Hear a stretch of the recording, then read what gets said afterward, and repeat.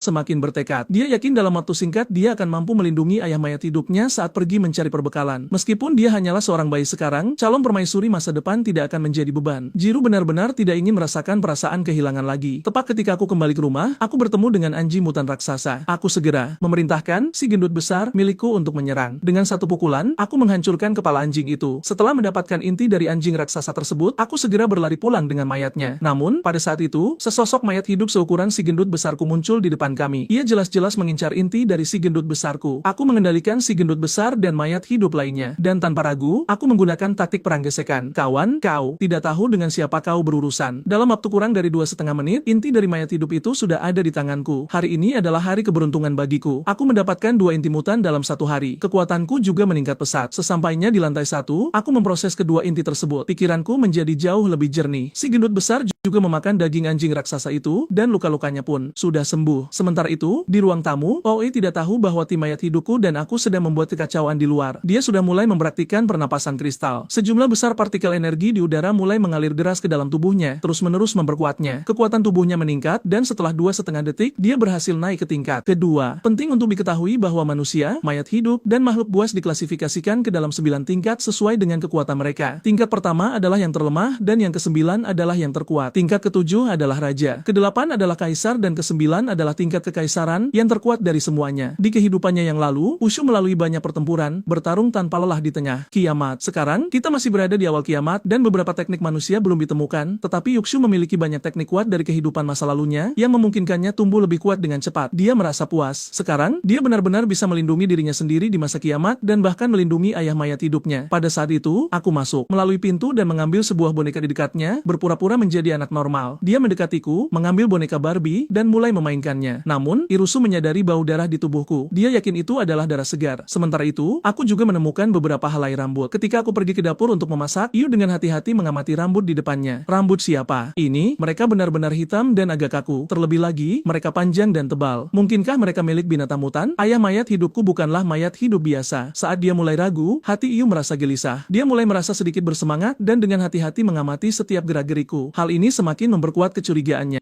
Mayat hidup yang tidak berevolusi bahkan setelah bulan darah tidak dapat berevolusi. Namun, tubuh mereka memang menjadi lebih kuat sampai batas tertentu. Tetapi meski begitu, mereka tidak bisa selincah manusia. Namun, Ucu tidak dapat melihat kemampuan khusus apapun pada ayah mayat hidupnya. Selain lebih kuat, lebih lincah, dan sedikit lebih tampan, tidak ada perbedaan lain. Tiba-tiba, Ucu memiliki ide yang berani. Bagaimana jika ayah mayat hidupku bukan sekadar mayat hidup yang berevolusi? Bagaimana jika, sebagai tambahan, dia membangkitkan kemampuan yang sangat langka? Jika ini benar, maka ayah mayat hidupnya menyembunyikan banyak hal. Dia memutuskan untuk tidak mengabaikannya lagi. Dia bertekad untuk mengungkap kemampuan khususku. Dia pikir ayah mayat hidupnya bukanlah makhluk biasa. Dia bahkan mungkin memiliki potensi untuk menjadi raja mayat hidup. Irusu tidak bisa menahan senyum. Melihat Iru tersenyum penasaran sambil mengamatiku, aku merasa dalam suasana hati yang baik. Namun, aku menyadari bahwa pakaiannya sudah tertutup debu. Aku segera mengeluarkan pakaian baru dan membantunya berganti pakaian. Ayah, aku akan terus tumbuh lebih kuat. Bahkan di masa kiamat ini, aku akan memastikan kau hidup seperti seorang putri. Seminggu kemudian, Ushu sedang memegang mesin belajar sambil mendengarkan lagu anak-anak. Tiba-tiba, aku merasa pusing. Si kecil ini tumbuh terlalu cepat. Dia hampir menjadi anak ajaib. Aku tidak pernah membayangkan bahwa setelah dimulainya kiamat, mesin belajar benar-benar akan berguna. Amita, kau tidak perlu khawatir lagi tentang belajarku. Tampaknya slogan ini bukan sekadar slogan belaka. Ini benar-benar berhasil. Tapi yang tidak aku ketahui adalah bahwa sebelum kiamat, Uku sudah diterima sebagai mahasiswa pascasarjana di universitas ternama. Selama waktu ini, Yu sudah beradaptasi dengan tubuh seperti anak kecil ini. Dia sudah bisa berbicara dengan normal, tetapi dia tidak berani mengungkapkan identitasnya. Itulah sebabnya sambil memegang mesin belajar, Ucu tampak sangat-sangat fokus. Dia mempelajari setiap kata, setiap frasa dengan sangat serius. Meskipun dengan pengalamannya dari 2 kehidupan, mengucapkan kata-kata sederhana seperti itu terasa tidak nyaman, dia tetap melakukan upaya besar untuk berpura-pura sedang belajar berbicara. Dia memandang ayah mayat hidupnya, yang berdiri di sampingnya, tampak sangat terharu. Ushu menghela napas pasrah. Ayah mayat hidupku, aku melakukan semua ini untukmu agar kau belajar pendidikan dasar. Berkat kau, aku bahkan berhasil mendapatkan mesin belajar. Mengapa kau tidak membelikanku kereta bayi saja? Belajar mandiri dan efisiensi belajarku mengejutkanku. Itu membuatku sangat senang. Namun, selama waktu ini, meskipun aku belum bertemu mayat hidup berevolusi, aku menemukan beberapa penyintas manusia. Meskipun aku tidak bertindak melawan mereka, setelah mendengar keluhan mereka, aku merasa seperti air tenang di tengah kiamat. Mereka bergantung pada takdir. Kekayaan ada di tangan langit. Dengan meletusnya krisis apokaliptik, sifat egois manusia akan mulai menampakkan dirinya di dunia ini. Mengkhianati rekan adalah sesuatu yang sangat normal. Aku tidak akan membiarkan apa yang disebut hati perawan membimbingku untuk membantu orang-orang ini yang bahkan tidak aku kenal. kenal. Selama waktu ini, aku juga menemukan bahwa ada dua kelompok besar penyintas di dekat sini. Satu berada di zona barat laut kompleks Sun Sine dan yang lainnya berada di kantor polisi terdekat dari kompleks tersebut. Tapi aku tidak ingin menjadi musuh kedua kelompok ini. Selama mereka tidak menggangguku, aku tidak akan repot-repot berurusan dengan mereka. Aku sampai di dunia ini tanpa alasan yang jelas dan terinfeksi dengan cara yang sama-sama tidak dapat dijelaskan. Aku sudah mengumpulkan cukup banyak kemarahan. Sekarang setelah aku akhirnya memiliki kehidupan yang damai dan indah, jika ada yang berani menghancurkan ketenangan ini, aku pasti akan membuat mereka membayarnya. Ju merasa suhu di sekelilingnya turun drastis. Dia bisa merasakan niat membunuh di dalam diriku. Apakah ada sesuatu yang membuat Papa Zombie marah? Ju bahkan lebih yakin, Papa Zombinya pastilah seorang mayat hidup berevolusi dan mungkin tidak akan mudah untuk dihadapi. Pada saat itu, aku merasakan para mayat hidup mulai bergerak. Jadi, aku turun ke bawah di bawah tatapan bingung Ju. Di saat yang sama, Eslin dan beberapa petugas polisi sedang mengumpulkan perbekalan. Meskipun kantor polisi memiliki beberapa sumber daya yang tersimpan, jumlahnya terbatas. Seiring berjalannya waktu di masa kiamat, makanan tidak lagi mencukupi. Tiba-tiba, semua orang mendengar suara samar. Suara apa itu? Apakah kalian mendengarnya? Seorang petugas polisi mengerutkan kening dan bertanya dengan suara rendah. Selin melihat sekilas. Mungkin itu mayat hidup yang lewat di luar. Kumpulkan perbekalan dengan cepat dan kembali ke kantor polisi. Jangan biarkan mayat hidup menghalangi kalian. Benar saja, sesosok mayat hidup kurus muncul di pintu, tetapi taring raksasa itu mengkhianati identitasnya sebagai mayat hidup berevolusi. Sa segera memerintahkan untuk mundur. Para petugas segera melepaskan tembakan, tetapi mayat hidup ini bergerak sangat cepat. Beberapa tembakan meleset dari sasaran, dan beberapa petugas kehilangan nyawa mereka. Sa menembak 3 kali ke arah mayat hidup yang bermutasi itu dan berteriak keras untuk menarik perhatiannya. Cepat pergi. Masih ada lebih banyak penyintas yang membutuhkan kalian. Saat dia mengatakan ini, San Lin bahkan melemparkan perbekalan yang telah dia kumpulkan kepada rekan-rekannya. Bahkan setelah mencapai titik ini, San Lin masih memikirkan para penyintas. Aku akan menarik perhatian para zombie. Dengan tembakan dan teriakan San Lin yang terus-menerus, zombie berevolusi itu benar-benar menerjangnya. Talene melihat zombie itu mengejarnya dan jantungnya berhenti berdetak. Tatapannya menjadi kosong. Sa tidak percaya, tetapi tidak ada waktu untuk berpikir. Dia dengan cepat menghindar dari zombie dan lari ke kantor polisi tak lama setelah aku keluar dari sudut jalan. Aku tidak pernah membayangkan bahwa wabah zombie telah berlangsung begitu lama dan masih ada orang dengan hati yang penuh kasih seperti dia. Selama ini, aku telah menyaksikan banyak pertengkaran antar manusia. Dalam 1 detik, mereka membantu. Di detik berikutnya, mereka saling menikam dari belakang dan menyerahkan rekan mereka kepada para zombie. Ini adalah pertama kalinya aku melihat seseorang bersedia mengorbankan diri demi rekan-rekannya dengan sukarela tertinggal di belakang. Bahkan saat dia akan mati, dia masih memikirkan para penyintas yang bahkan tidak dia kenal. Di kantor polisi, orang semacam ini benar-benar terhormat. Tapi masalahnya adalah kebaikan dan keadilan di akhir. Dunia adalah hal yang paling tidak berguna. Kelangsungan hidup adalah segalanya. Pengorbanan semacam ini di masa kiamat sangatlah langka. Namun sayangnya, orang baik sepertinya biasanya tidak berakhir baik di dunia ini. Aku melihat ke arah zombie di depanku. Mulai hari ini, kau akan dipanggil Cispus. Kemudian aku kembali ke kompleks Sun Sine dan memerintahkan Cispus untuk berjaga di bawah. Sekarang aku mengendalikan lebih dari 20 zombie tingkat rendah dan 2 zombie berevolusi. Di masa kiamat ini, aku merasa bisa berjalan kemana saja. Namun, tepat saat aku akan meninjau pasukanku, Ju diam-diam sudah masuk ke ruang penyimpanan kecilku. Ketika dia membuka pintunya, dia terkejut. Dia melihat ruangan di lantai 6 itu dipenuhi dengan segala macam perbekalan. Perbekalan besar dan kecil ini benar-benar memenuhi ruang penyimpanan. Awalnya, ruangan itu telah disiapkan untuk hal lain. Sekarang, tidak ada satupun ruang kosong yang tersisa. Ayah zombinya telah mengumpulkan begitu banyak perbekalan di masa kiamat ini sehingga dia bisa segera membuka toko. Begitu memasuki ruangan, Irusu memeriksanya dan menemukan 10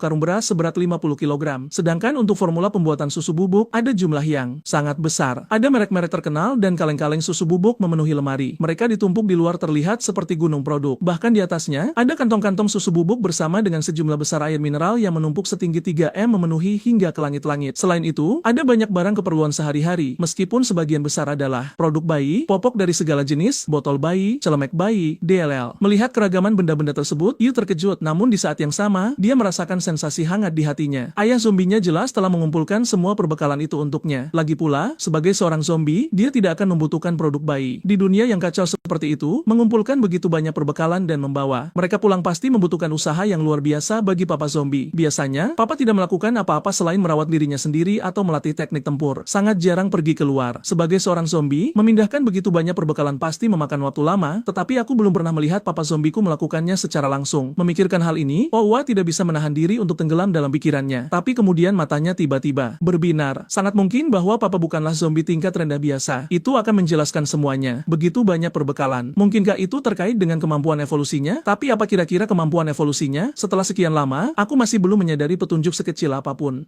Dia mulai mencari di pikirannya tentang kemampuan zombie langka yang pernah dia temui di kehidupannya yang lalu. Dia berpikir cukup lama tetapi tidak menemukan jawaban. Melihat perbekalan di dalam ruangan, mungkinkah dia memiliki kemampuan untuk beradaptasi dengan medan? Mungkin dia bisa bergerak bebas di bawah tanah, yang secara signifikan akan mengurangi waktu yang dibutuhkan untuk mengangkut begitu banyak perbekalan dengan cepat ke dalam rumah. Mungkin juga dia telah membangkitkan kemampuan spasial yang memungkinkannya untuk memindahkan berbagai jenis perbekalan secara langsung ke dalam ruangan melalui kekuatan ruang. Tapi dia dengan cepat menepis hipotesis itu. Meskipun kemampuan itu memiliki potensi besar, menggunakannya pada tahap awal akan membutuhkan jumlah energi yang sangat besar. Pada saat itu, dia mendengar suara kecil di lantai bawah, dan aku segera berlari ke kamar di lantai 7. Saat dia mendorong pintu terbuka untuk masuk, dia terkejut. Zia telah mulai menggunakan buku catatan yang dia beli. Meskipun karakter yang ditulis Zia berantakan, masih mungkin untuk membedakan kata-katanya secara samar. Karakter yang ditulis Shiaiki berantakan, tetapi orang masih bisa membedakan apa kata-katanya secara samar. Tentu saja, meskipun karakternya sangat berantakan, meskipun aku sudah melajang selama bertahun-tahun tanpa menjalin hubungan, aku juga belum memiliki anak. Tetapi aku juga tahu bahwa pada usia Shiaiki, bayi umumnya masih merangka di lantai. Ketika aku bertemu Shiaiki, dia bahkan tidak punya tenaga untuk menangis. Si kecil tidak hanya belajar untuk berdiri dan berjalan, tetapi juga belajar berbicara. Bahkan sekarang, dia sudah mulai belajar menulis sendiri. Putriku memiliki bakat seorang kaisar agung. Betapa aku berharap semua pujian ini menjadi milik kecerdasan Shiaiki dan mesin belajarnya. Tanpa ragu, itu adalah mesin belajar yang hebat. Aku pasti tidak perlu khawatir tentang studinya. Aku berjongkok dan mencubit pipi Yushu. Papa sepertinya sangat bahagia hari ini. Sepertinya perjalanan kali ini sangat sukses. Yushu berpikir di dalam hatinya setelah menghabiskan waktu bersama. Di saat yang sama di dalam kantor polisi, Chaolin, yang setelah meloloskan diri dari mulut zombie berevolusi, kembali ke kantor polisi dan menemukan para penyintas menunjuk ke arah petugas dan berteriak, "Apa yang kalian lakukan? Mengapa kami, warga biasa, harus keluar untuk mencari perbekalan? Kalian memakai seragam polisi, dan kami adalah pembayar pajak. Kami membayar banyak uang untuk mendukung kalian, dan sekarang kalian ingin kami keluar dan mempertaruhkan nyawa kami? Tidak mungkin, lupakan saja." Qian mendekat dan berdiri di antara kedua kelompok tersebut. Ketika mereka melihat San telah kembali hidup-hidup, anggota tim polisi sangat terkejut. Lagi pula, ketika mereka pergi, mereka melihat Chowolin sudah terpojok oleh zombie berevolusi itu. Mereka tidak percaya Chowolin bisa selamat dalam kondisi tersebut. Para penyintas juga sangat bersemangat melihat tanda itu. "Petugas Sao, aku tidak percaya kau masih hidup. Petugas Sao, kemarilah, kemari dan selesaikan ini." Petugas Li dan Wong memaksa kami keluar untuk mencari perbekalan. Ini lelucon. Kami hanyalah orang biasa. Dunia luar terlalu berbahaya. Apa yang kami lakukan jika kami bertemu zombie di luar sana? Di luar sangat berbahaya dan mereka memaksa kami keluar untuk mengumpulkan perbekalan. Ini adalah pelecehan. Mendengar kata-kata orang-orang ini, para petugas yang hadir mulai memerah karena marah. Mereka tidak menyangka hal itu. Meski sudah mempertaruhkan nyawa pergi keluar untuk mengumpulkan sumber daya alih-alih menerima pengakuan, mereka malah dikritik lebih keras lagi. Petugas Li dan Wong mengingat kembali apa yang terjadi di toko, dan kemarahan yang tak terkatakan muncul di dada mereka. "Diam, bukankah nyawa kami juga berharga? Apakah kami harus mati begitu saja? Mengapa selalu kami yang harus pergi keluar dan mempertaruhkan nyawa untuk mengumpulkan sumber daya sementara kalian hanya tinggal di dalam menunggu perbekalan datang, bahkan tanpa melakukan upaya sekecil apapun?" Mendengar keluhan rekan-rekannya, Chowolin tidak bisa menahan kerutan di keningnya. "Cukup, berhenti meributkan ini. Biarkan kami yang menangani pengumpulan perbekalan. Sebagai polisi, petugas, adalah tanggung jawab kami untuk melindungi rakyat. Jika ada bahaya, kami akan menjadi yang pertama menghadapinya." Mendengar kata-kata dari Sain ini, para penyintas di ruangan itu mulai bertepuk tangan dan bersorak. Petugas Wong tampak sangat marah, tetapi mengingat Chowolin lah yang telah memancing zombie itu, mereka hanya saling pandang dan setelah mendengus, tidak berkata apa-apa lagi. Para petugas mulai membagikan perbekalan. Para penyintas melihat perbekalan yang diberikan kepada mereka, mulai mengeluh. Jumlahnya semakin sedikit setiap saat. "Petugas Sao, bisakah kau mengumpulkan lebih banyak makanan lain kali? Apa yang kau bawa tidak cukup untuk dimakan?" "Ya,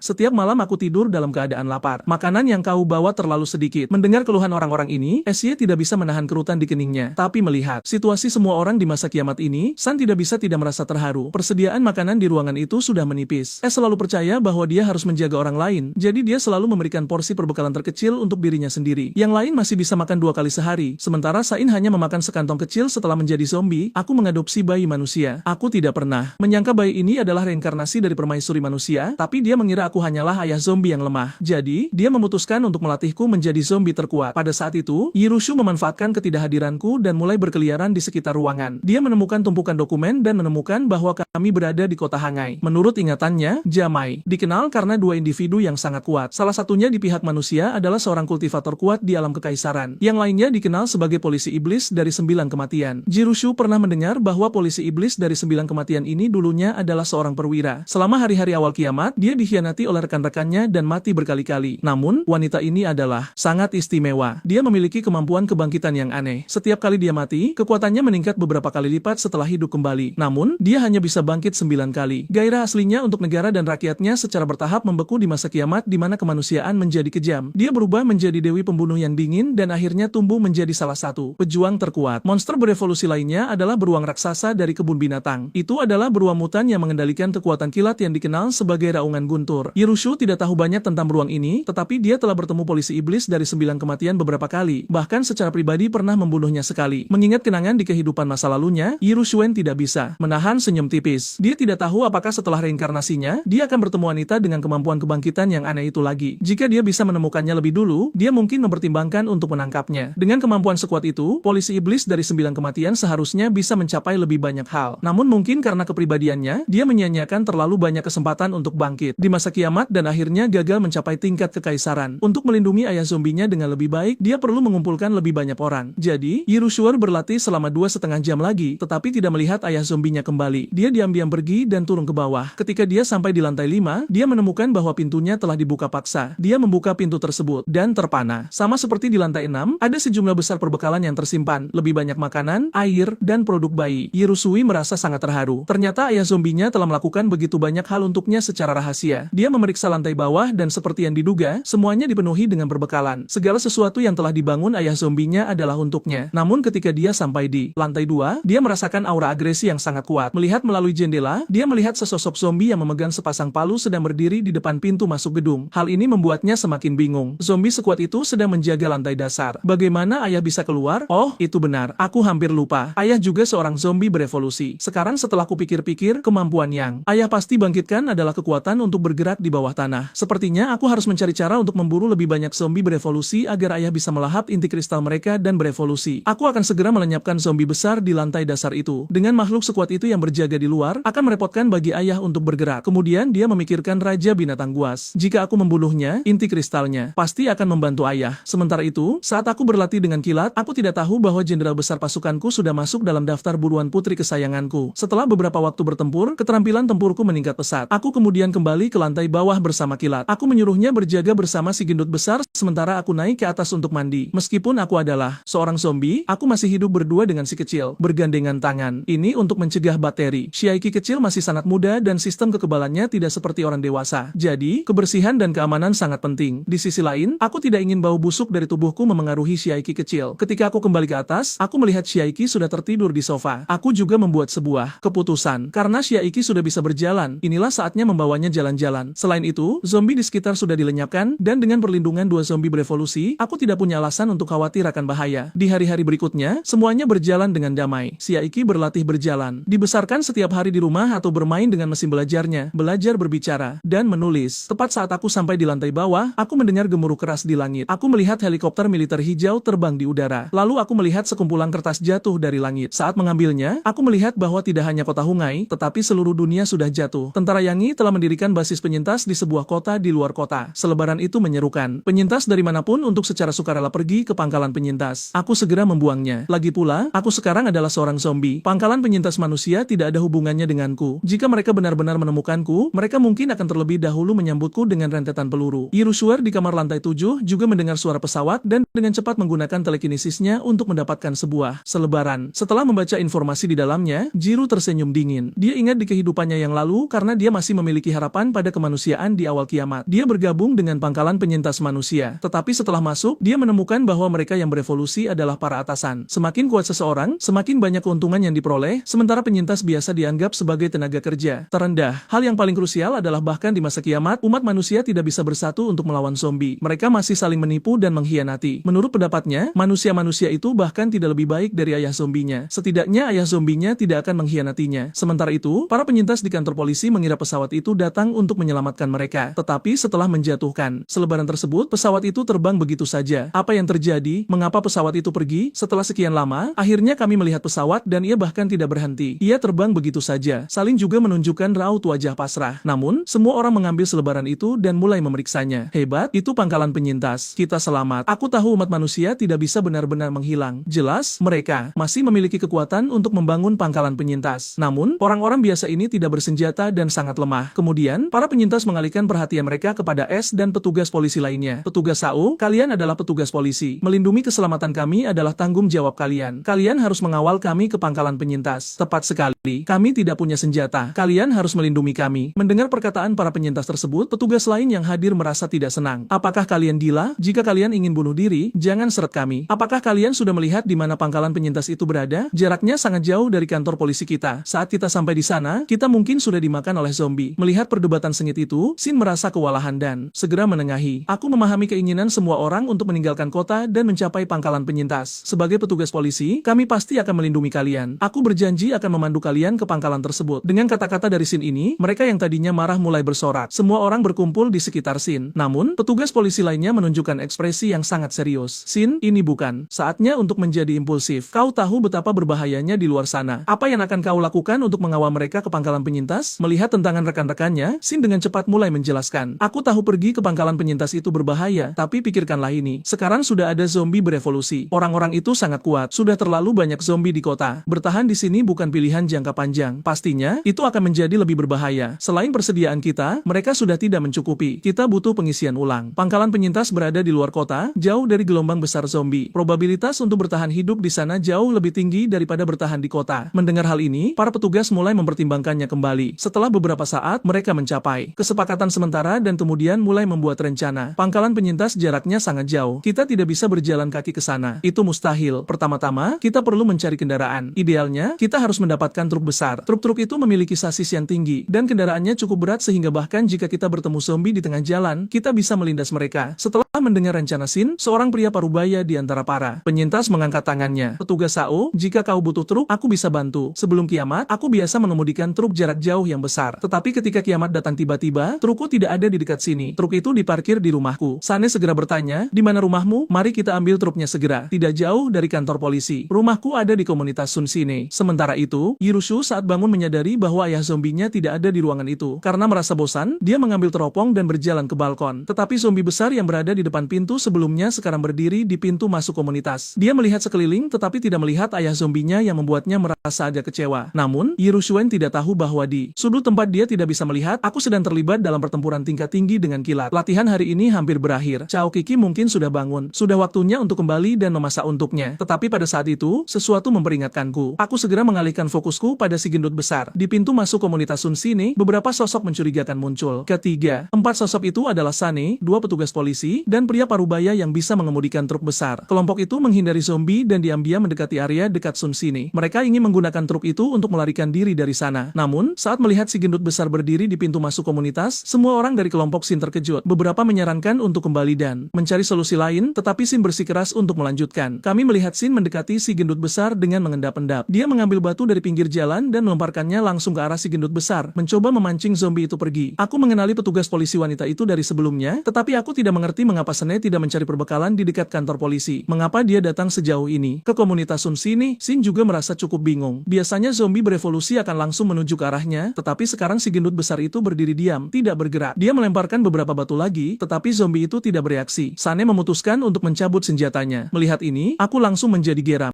Meskipun aku tidak tahu niatnya, jika dia berani mencabut senjata di depan zombiku, hanya ada satu jalan baginya, kematian. Suara tembakan memecah keheningan jalanan. Tetapi ketika aku melihat Shin mencabut senjatanya, aku sudah bersiap-siap. Aku segera mengendalikan 2 palu raksasa dan menempatkannya di atas kepalaku. Untuk zombie tipe tank, selama kepalanya tidak rusak, masalah lain bukan masalah besar. Shin juga terpaku di tempatnya. Dia tidak menyangka zombie tipe tank ini menggunakan palu untuk menangkis pelurunya. Selama waktu ini, Saul telah melawan banyak zombie saat mencari perbekalan, tetapi ini adalah pertama kalinya dia melihat zombie yang begitu aneh. Mendengar suara tembakan, Jirushu yang sedang berlatih terkejut. Dia segera menghentikan latihannya, kaki pendeknya bergerak cepat saat dia berlari ke balkon. Dia mengeluarkan teropongnya dan melihat ke arah pintu masuk komunitas. Dia melihat Shin mengarahkan senjatanya ke si gendut besar. Apa yang terjadi? Mengapa ada polisi di sini? Petugas polisi ini begitu berani hingga dia berani menembak zombie berevolusi sendirian dan terlebih lagi, zombie tipe tank berukuran raksasa. Yirushu mengamati pemandangan itu melalui teropong dengan sangat terkejut. Namun, petugas polisi itu sepertinya familiar bagiku. Jirushu mengatur jarak teropong dan saat memperbesarnya, dia mengenali wajah Sen. Dia merasa pernah melihatnya di suatu tempat sebelumnya tetapi tidak bisa mengingatnya. Setelah tembakan itu, aku benar-benar marah. Terakhir kali, aku kebetulan menyelamatkan nyawanya. Aku tidak menyangka petugas polisi dengan otak cacat ini berani menantangku dengan cara seperti ini. Aku tidak peduli siapa kau. Jika kau berani menyerangku, kau tidak akan mendapatkan apa-apa selain nasib yang fatal. Aku mengendalikan Grand Gordo yang memegang palu ganda dan menyuruhnya mengejar Soline. Shin, yang merasa tenang setelah melihat rencananya berhasil, tersenyum. Dia berbalik dan mulai melarikan diri, berencana untuk memancing Grand Gordo ke area yang terisolir. terisolasi. Tetapi tepat pada saat itu, Soli mendengar suara tajam di belakangnya. Secara insting, dia menoleh dan terkejut dengan apa yang dilihatnya. Sebuah palu besar terbang di udara ke arahnya. Sialan, zombie ini tidak mengikuti aturan. Sebelum mati, Shin hanya melihat kegelapan di depan matanya. Darah mulai menyembur dari mulutnya, dan di dalam pikirannya, hanya ada satu pikiran. Shin tidak mengerti mengapa zombie yang dia temui hari ini begitu berbeda dari zombie-zombie sebelumnya. Palu yang dilemparkan oleh Grand Wu seberat 1000 kg. Dengan tubuh Shin yang rapuh, dia tidak bisa menghentikannya. Dia tertabrak langsung dan mati seketika. Aku mengendalikan Grand Wo dan mendekati mayat sini. Aku mengambil palu raksasa itu dan mengambil pistol dari tubuhnya. Melihat palu yang berlumuran darah di tanganku dan mayat di kakiku, aku merasa puas. Bidikan yang bagus, meskipun aku masih perlu terus berlatih. Siapapun yang berani menembakku, aku akan membunuh mereka tanpa ampun. Tidak peduli siapa mereka. Bahkan jika perawan Maria sendiri yang datang, kurasa aku akan menghancurkan kepalanya dengan palu juga. Dua petugas polisi yang bersembunyi dan pengemudi truk saat melihat Shin dipukul dan dibunuh oleh palu tersebut panik dan melarikan diri. Ketiganya bahkan tidak peduli untuk mengambil mayat Shin. Mereka berbalik dan berlari. Mereka bertiga berharap punya lebih banyak kaki, takut akan ditangkap oleh zombie berevolusi di belakang mereka. Hirushu di lantai 7 mengamati semuanya dari bawah melalui teropong. Wah, zombie besar ini benar-benar terlalu brutal. Dia membunuh petugas polisi itu hanya dengan satu serangan palu. Meskipun petugas polisi itu memiliki beberapa masalah mental, zombie ini terlalu kejam. Namun, dalam ingatan di kehidupanku yang lalu, zombie biasanya hanya berevolusi pada tahap akhir untuk mendapatkan kembali kecerdasan mereka. Hanya zombie berevolusi yang paling kuat yang belajar menggunakan senjata untuk bertarung. Tetapi zombie tingkat rendah seperti Grand Gordo di depanku seharusnya tidak bisa melakukan itu. Cara dasar mereka menyerang adalah memukul dengan tinju, lengan, DLL. Jika bahkan zombie tingkat pertama bisa, jika zombie tipe tank di depanku belajar menggunakan senjata untuk menyerang secepat ini, itu akan menjadi malapetaka bagi penyintas manusia. Zombie besar ini tidak hanya brutal dalam pertempuran, tetapi ayahku harus lewat di dekatnya setiap hari. Dia mungkin telah sangat menakutinya. Zombie ini tidak bisa tinggal di sini lebih lama lagi. Dia terlalu ganas dalam membunuh orang. Kita harus melenyapkannya sesegera mungkin. Hirushu membulatkan tekadnya. Dia yakin jika dia bisa diam-diam membunuh zombie kuat ini, ayahnya akan sangat senang. Selain itu, dia bisa membiarkan ayahnya menyerap kristal dari zombie berevolusi ini. Ya, kekuatan ayahnya akan meningkat secara signifikan. Namun, Jiru Shuen tidak ingin mengekspos kekuatannya terlalu cepat. Lagi pula, dia masih bayi berusia kurang dari 1 tahun. Sementara anak-anak lain seusianya masih berjuang untuk merangkak di lantai. Jika dia bisa membunuh zombie yang berevolusi, itu benar-benar hal yang belum pernah terdengar. Dia berpikir sejenak dan memutuskan bahwa hal terbaik adalah menyembunyikan situasi aslinya dan Grano serta membunuh perawan kiamat dengan satu pukulan palu. Aku tidak menyangka bahwa wanita ini ketika malam tiba akan bangkit pada saat itu. Bahkan Sane pun bingung. Aku belum mati. Bagaimana aku masih bisa bernapas? Ia segera memeriksa tubuhnya, meraba sisi kiri dan kanan, lalu mendapati sekujur tubuhnya berlumuran darah. Namun, tak satu pun luka ditemukan. Bahkan tak ada tulang yang patah. Dari sudut pandang Grand Gordo, ia pun kebingungan. Wanita ini benar-benar seperti kecoa. Pukulan palu tadi sama sekali tak berpengaruh padanya. Aku berani jamin, wanita ini bukan zombie. Ia teringat tentang manusia berevolusi yang disebutkan militer. Namun kemampuan untuk mati dan bangkit kembali ini sungguh aneh. Ia juga menyadari perubahan pada dirinya. Ia mengepalkan tangannya dan merasakan tubuhnya dipenuhi energi. Setelah menguji diri, ia mendapati kemampuan fisiknya meningkat pesat. Baik kekuatan maupun kecepatannya telah berkembang jauh. Ia mulai berpikir tentang pamflet itu dan tiba-tiba paham. Mungkinkah aku juga seorang yang berevolusi? Keesokan harinya, Hirushu memberikan tugas matematikanya untuk aku periksa. Saat melihatnya, aku terpaku. Si Aiki bahkan belum genap setahun, tapi ia sudah bisa berhitung. Melihat reaksiku, Hirushu pun takut. Apakah aku terlalu mencolok? Yushu sebenarnya tidak ingin terus berpura-pura bodoh. Berakting menjadi bayi yang tidak tahu apa-apa itu sungguh sulit. Tiba-tiba, aku tertawa terbahak-bahak. Si Aiki benar-benar luar biasa. Tidak heran dia seorang anak ajaib, wanita polisi yang bangkit dari kematian, dan anak di bawah setahun yang bisa berhitung. Apa yang aneh dari semua itu? Di lingkungan yang serba aneh ini, kupikir kecuali jika si kecil bisa merakit senjata nuklir dengan tangan kosong, tidak ada lagi yang bisa mengejutkanku. Putriku memiliki aura seorang permaisuri. Melihat ayahnya yang zombie terlihat sangat bahagia, Hirushu tahu bahwa situasinya belum terbongkar. Ayahnya tidak curiga sama sekali, jadi ia merasa lega. Sepertinya mulai sekarang ia bisa terus melakukan hal-hal luar biasa agar ayahnya terbiasa, karena berpura-pura bodoh setiap hari sungguh melelahkan. Setelah turun ke bawah, Hirushu kembali menggunakan teropong untuk mengamati pintu masuk kompleks. Ia ingin melihat apakah jenazah polisi wanita kemarin masih ada di sana. Namun, saat itu, sesuatu yang lebih aneh terjadi di dalam kompleks. Sesuatu yang menarik perhatian Hirushu. Ia melihat sekelompok zombie berbadan besar berkumpul dari berbagai sudut kompleks. Masing-masing, zombie itu mengenakan helm motor tertutup dan membawa kapal pemadam kebakaran yang tajam. Namun, di antara kelompok ini, satu sosok menarik perhatian Hirushu. Melihat pakaian yang familiar, itu jelas ayahnya, zombie yang baru saja turun. Kelompok zombie ini menuju ke arah pintu keluar kompleks. Lalu, mereka semua mengikuti di belakang zombie besar yang menjaga gerbang. Bersama-sama, mereka meninggalkan kompleks Sun Sini. Hirushu terkejut. Aneh, dengan jarak sedekat itu, bagaimana mungkin zombie besar ini tidak menyerang ayah? Dalam ingatan Hirushu, ketika zombie berevolusi berada di dekat satu sama lain, mereka akan saling serang demi kristal energi. Namun, pemandangan yang ia lihat lewat teropong sangat ganjil. Ayah adalah zombie berevolusi. berevolusi. Bagaimana mungkin dia bisa berdamai dengan zombie raksasa itu? Mungkinkah aku salah? Mungkinkah ayah hanyalah zombie biasa dan bukan tipe evolusi? Yushu mengira identitas rahasianya terjaga dengan baik. Namun kini, aku baru menyadari bahwa zombie ayahku pun tampaknya sangat misterius. Tidak mungkin. Aku harus mencari kesempatan untuk menyelidiki secara menyeluruh apakah ayah benar-benar zombie berevolusi dan kemampuan khusus apa yang telah ia bangkitkan. Aku tidak tahu bahwa putriku telah menemukan beberapa petunjuk. Saat aku tiba di jalan perbelanjaan bersama pasukan zombieku, seekor zombie tiba-tiba berlari ke arah kami. Aku segera mengendalikan zombieku untuk menahannya. Zombie lincah ini memiliki kemampuan bertarung yang sangat kuat. Zombie tingkat rendah biasa bukanlah tandingannya. Kemudian aku menggunakan kekuatan mentalku untuk mengendalikannya. Ini adalah zombie berevolusi ketigaku. Karena ini adalah zombie tangkas kategori kedua, aku akan memanggilnya Lightning nomor 2. Dengan kecepatan ini, pasukan zombieku akan terus berkembang. Awalnya, aku tidak merasa kemampuanku semengerikan itu. Namun sekarang, seiring kekuatanku yang terus bertumbuh, aku menyadari betapa menakutkannya bakat unik ini. Sungguh menakutkan. Aku bahkan sudah membayangkan masa depan yang megah, di mana aku memimpin pasukan zombie berevolusi yang tak terhitung jumlahnya. Sementara itu, Jirushua mencoba mencari tahu apa yang terjadi dengan zombie ayahnya. Apa yang sebenarnya terjadi? Itulah sebabnya ia menunggu di balkon sampai ayahnya kembali. Namun tak lama, Jirushua membuat penemuan baru. Ia melihat sekelompok zombie yang pergi tadi kembali lagi. Selain zombie yang asli, zombie tangkas lainnya muncul di samping ayah. Apa yang terjadi di sini? Bagaimana bisa zombie berevolusi lainnya muncul? Pemandangan ini memberikan dampak besar pada Jiru. Ia mengerutkan kening dan teringat memori dari kehidupan masa lalunya. Jirushua akhirnya memikirkan kemungkinan penjelasan. Mampu mengumpulkan beberapa zombie berevolusi tanpa otak, mengendalikan keinginan mereka untuk saling memangsa, dan hidup damai berarti bahwa di dalam kompleks Sunsine terdapat seorang raja zombie. Saat memikirkan hal ini, Jirushua merasa tidak percaya. Ia tahu bahwa raja zombie sangat langka, sangat sulit bagi satu sosok untuk muncul di antara 100.000